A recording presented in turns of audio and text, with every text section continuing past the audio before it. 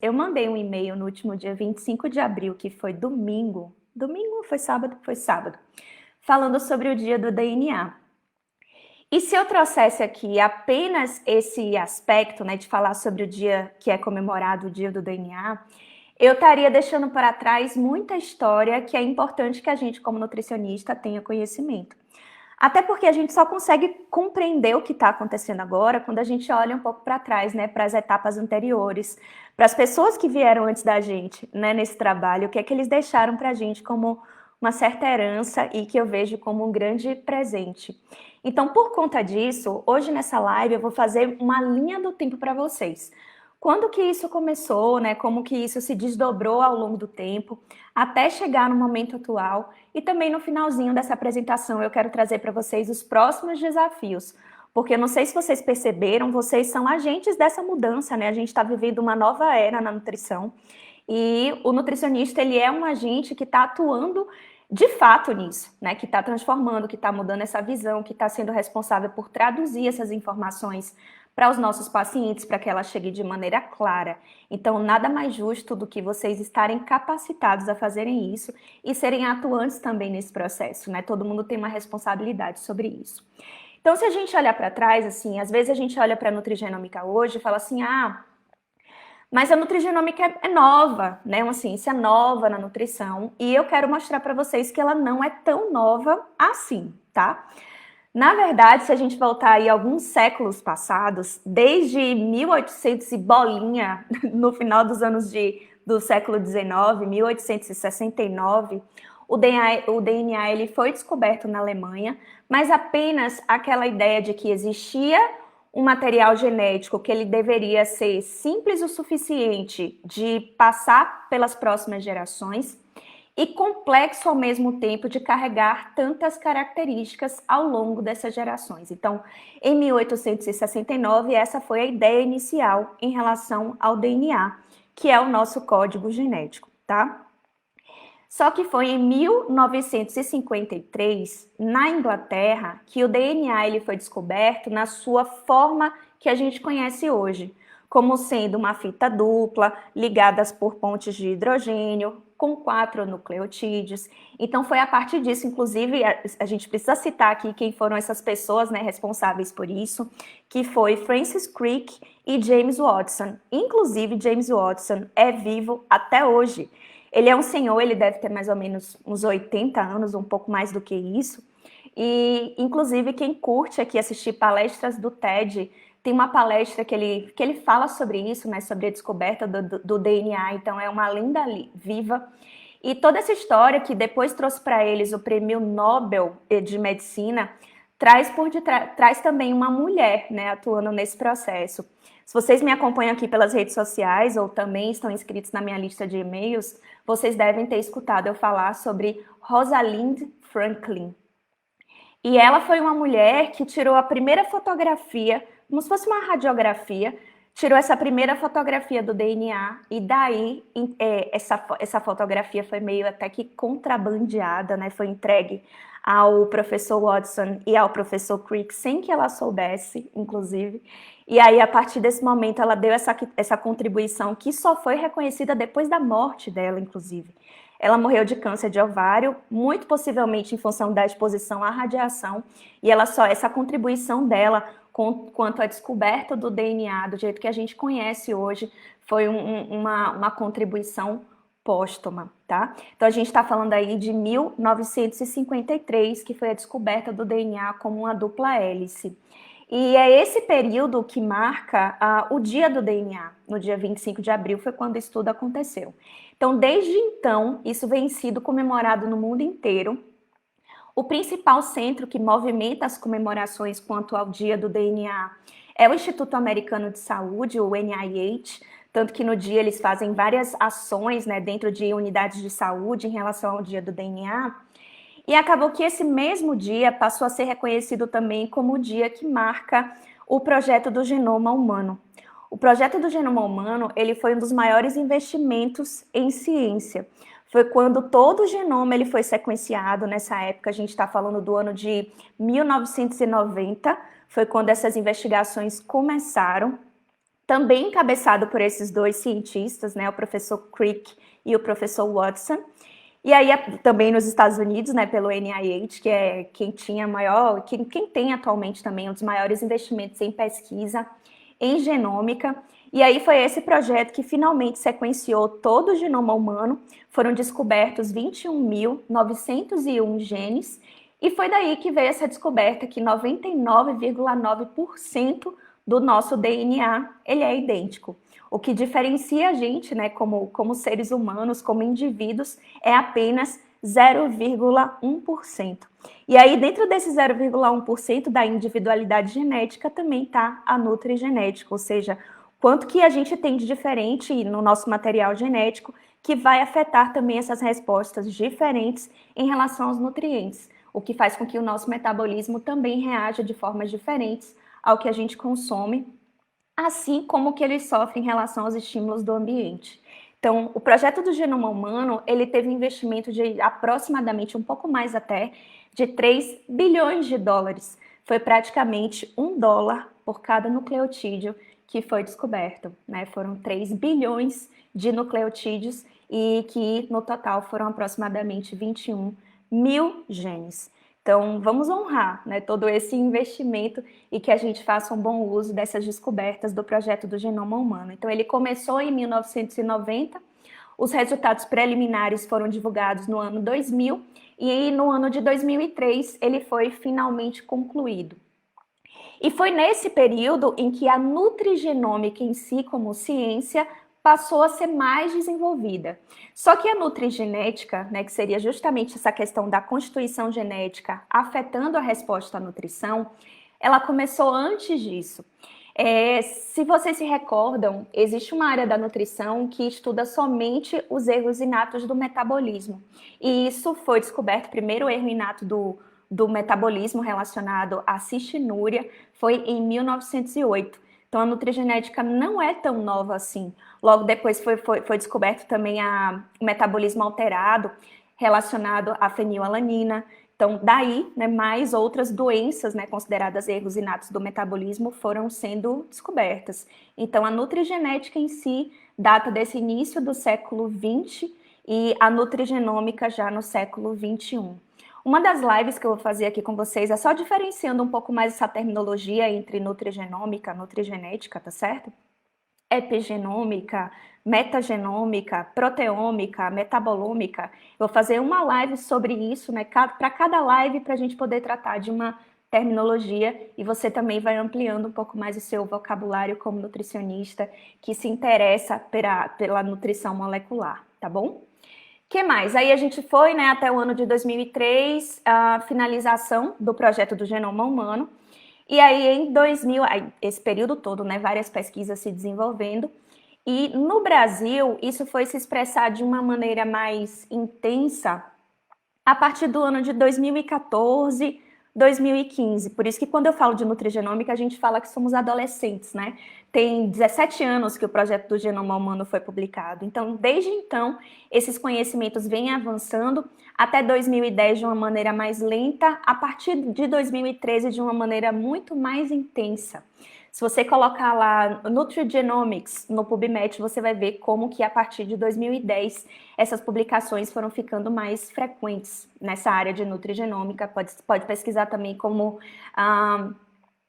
Nutrigenetics, também pode ser. Aí, em 2015, foi a primeira vez que o Conselho Regional de Nutrição da Terceira Região publicou algo sobre o assunto. Eles publicaram um parecer técnico. E nesse documento eles falavam sobre alguns conceitos importantes, sobre as características do teste nutrigenético, que tipo de informação que ele trazia para a gente, que é um teste preditivo. E principalmente nesse parecer técnico, eles pontuam sobre a importância do nutricionista que trabalha nessa área ser capacitado para isso. Por quê? Porque existe uma responsabilidade desse profissional em fazer a tradução desses dados. Então, isso não pode ser feito por qualquer nutricionista que não tenha estudado genética, né, que não domine esses termos. Então, esse parecer técnico é a primeira vez em que o Conselho de Nutrição brasileiro se posiciona a respeito. Daí, a gente já passa para o ano de 2016. 2016 foi a primeira vez que a Sociedade Internacional de Nutrigenômica e de Nutrigenética, que foi criada em 2005, que também já é um pouco mais antiga, inclusive da qual eu sou membro, foi a partir daí que eu comecei a fazer contato com outros profissionais do mundo que atuavam em nutrigenômica, começar a ir para os congressos. Eles divulgaram a partir dos congressos que eles fizeram, inclusive no Brasil já teve um congresso da Sociedade de Nutrigenômica e de Nutrigenética, que foi em 2013 em São Paulo. Foi o 7º congresso deles, então eles fundaram a Sociedade Internacional em 2005. Em 2013 teve esse primeiro congresso no Brasil. E a partir desses congressos, né, que foram feitos anualmente, em 2016 eles divulgaram 2 documentos, parte 1 e 2, sendo que o primeiro eles falavam sobre os campos de atuação da nutrição de precisão, e é nesse documento que eles trazem aqueles conceitos sobre o que é a nutrição personalizada. Quando a gente fala sobre o primeiro nível da assistência, segundo nível da assistência e o terceiro nível da assistência em nutrição, que basicamente seria essa nutrição mais geral, convencional, em que a gente, inclusive, deve incluir esses conhecimentos na nossa assistência personalizada.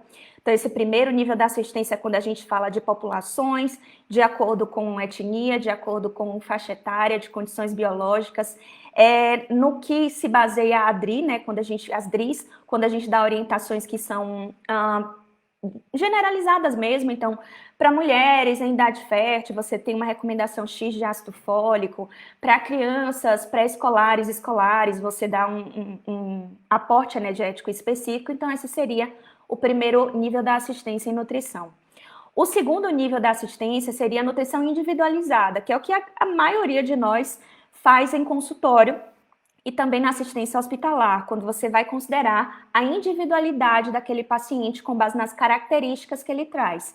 Então, exame físico, exame bioquímico, medidas antropométricas, uma anamnese bem feita. Então, quando você considera aquele indivíduo nas suas particularidades, em relação a condições socioeconômicas, em relação a patologias prévias, é quando você está atuando no segundo nível da nutrição.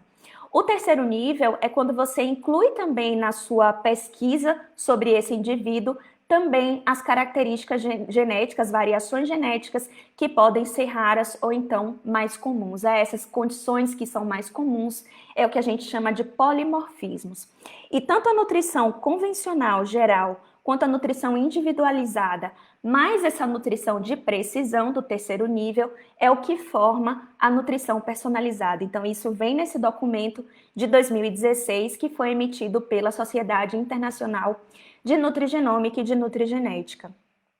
Depois disso, em 2017, a Sociedade Brasileira de Alimentação e Nutrição divulga mais um documento falando sobre a importância dos testes nutrigenéticos, as características que ele tem e, mais uma vez, falando sobre conceituação e sobre a importância da capacitação do nutricionista e tendo os testes nutrigenéticos como sendo complementares à avaliação nutricional. E aí, quando eles falam sobre capacitação, e eu concordo e assino embaixo plenamente, que é muito importante que o nutricionista ele consiga integrar todas essas informações que eu acabei de falar agora, né, dos diferentes níveis da assistência, e que essa parte de nutrição de precisão ela vem complementar e adicionar, né, conhecimentos a tudo que a gente já sabia. Então a gente agora passa a ter mais uma ferramenta e que vem a ser reforçada em 2018 pelo novo Código de Ética do Nutricionista, que foi publicado em abril de 2018. E lá eles colocam no artigo 5º, no finalzinho do artigo 5º, como nutricionista, no exercício pleno das suas atribuições, deve utilizar todos os recursos que estão disponíveis, né, que estão ao seu alcance na assistência. No artigo 38, eles falam sobre o dever do nutricionista em adequar condutas e práticas profissionais às necessidades individuais, não cedendo aos apelos e modismos. Então aí vem um ponto muito importante, que é você não ir pela moda, né? Ou jejum intermitente, ou uma dieta rica em gordura, ou baixa em carboidrato. Para qual indivíduo você está fazendo isso, né? E no final eles colocam que ao divulgar orientações e procedimentos específicos para determinados indivíduos, o nutricionista ele deve informar que os resultados eles podem não ocorrer da mesma forma para todos. Então, isso também sendo uma menção a essa particularidade individual e genética que o seu paciente pode ter e ele apresentar uma resposta que você realmente não previa, tá? Então, a gente vem com esse respaldo também do Código de Ética do Nutricionista. E aí, voltando um ano atrás, no mesmo ano que foi publicada essas recomendações da Sociedade Brasileira de Alimentação e Nutrição, um dos principais centros de pesquisa em nutrigenética, pelo menos é o que eu vejo mais publicando, mais movimentando essa área, que é o Instituto de Pesquisa em Nutrição da Universidade da Carolina do Norte, eles divulgam as primeiras DRIs dirigidas ao genótipo, ou seja, para cada variação genética, o nutricionista tem como fazer uma recomendação específica quanto ao aporte energético, quanto às necessidades de alguns nutrientes, como ferro, como vitamina D, como ácido fólico, alguns macronutrientes, então, quanto ao consumo de gorduras saturadas, de carboidratos, de proteínas não tem, mas de carboidratos e tipos de gordura sim, né, tanto as insaturadas quanto as saturadas, que não são iguais para todo mundo, e hoje já se conhecem aproximadamente 41 recomendações que são dirigidas aos genótipos em relação a 41 genes. Então, isso também foi um avanço muito considerável em relação aos dias que a gente tem hoje, quanto à atuação do nutricionista na abordagem personalizada. E aí, por fim, a ADA, né, que é a Associação Americana de Dietética, publicou no ano passado um documento fazendo uma revisão sobre as evidências científicas, sobre todos os estudos que foram publicados. Eles trazem também os próximos desafios que a gente tem nessa área, e uma das críticas que a nutrigenômica sofria era quanto à carência de estudos, ensaios clínicos randomizados. Só que esse número já vem aumentando significativamente. Inclusive, o meu trabalho de mestrado, a minha dissertação, é com base nos dados do estudo PREDIMED, que é o maior ensaio clínico aleatorizado já realizado em nutrição no mundo, que ele vai fazer todo o estudo de como que a dieta mediterrânea pode prevenir doenças cardiometabólicas, né, cardiovasculares de uma maneira geral. Então, isso, né, já não é tanto mais uma limitação para a nutrigenômica, esses estudos estão cada dia mais amplos e com um N maior. Só para que vocês tenham ideia, o meu trabalho, a minha base de dados é com a amostra de 521 indivíduos que foram testados. Eu vou trabalhar especificamente o gene FTO. Vai ter uma live que a gente vai falar sobre isso, é a relação entre as variações que acontecem em FTO, que é o gene que expressa, que controla, né, a produção da massa corporal, com o tamanho dos telômeros e o quanto a dieta mediterrânea pode afetar no comprimento dos telômeros. Então, esse vai ser o estudo, acredito que no período de 5 meses eu já consiga compartilhar com vocês um pouco desses resultados. E aí, nesse documento, no finalzinho, se você ler, ele fala sobre, meu professor, inclusive o professor Milagro, estava falando sobre isso, que a área de nutrigenética, né, mais especificamente a nível genético de constituição, já está muito bem elucidada. O que a gente tem de desafio pela frente é entender melhor como que o microbioma, por exemplo, interage com a constituição genética, os próximos níveis da expressão gênica, porque quando a gente está estudando nutrigenômica, a gente está estudando como que cada gene pode determinar a atividade de uma enzima, de uma proteína transportadora, de um receptor, de um hormônio. Mas e depois disso, né, na cadeia metabólica? Como que isso se processa? O quanto que a gente sabe efetivamente que cada célula está utilizando um nutriente, né? Qual é o efeito desse nutriente sobre o metabolismo celular, que já são níveis mais complexos. Aí a gente começa a subir um pouco nessa cadeia tão mais ampla, chamada genômica nutricional. Então, da nutrigenômica, da nutrigenética, a gente parte para a nutrigenômica, depois para a transcriptômica, depois para a proteômica, para a metabolômica, até chegar na metagenômica, que é essa interação que acontece entre o microbioma, né, o genoma microbiano versus o genoma humano. Então, isso vai ser assunto para uma live específica, tá? Agora, o que eu quero que vocês se centrem mais é até onde a gente já chegou, qual é o seu papel nesse processo e para onde você vai. Eu quero que você me conte aqui nos comentários quem é você nesse processo, nessa era da nutrição de precisão. Você é só um interessado sobre esse assunto? Você está começando agora ou você já atua nessa área? Faz aqui, comenta aqui para mim que eu quero saber, tá? Me contem aqui, vocês que estão aqui nessa live comigo até agora, qual foi o principal aprendizado que você teve hoje. Hoje a gente falou sobre a linha do tempo, porque eu queria pontuar sobre a importância do dia 25 de abril, que é o dia do DNA. Se você é nutricionista, está atuando nessa área, comece já a fazer algum tipo de movimentação nas suas redes sociais nesse dia. Fale com seus pacientes sobre a importância, né? O que é que trouxe a gente até aqui e o que é que a gente hoje pode ajudar o nosso paciente ainda mais com os conhecimentos da nutrigenômica. Eu espero que vocês tenham gostado e que venham comigo amanhã, tá bom? Eu vou ficando por aqui, tá? Um beijo.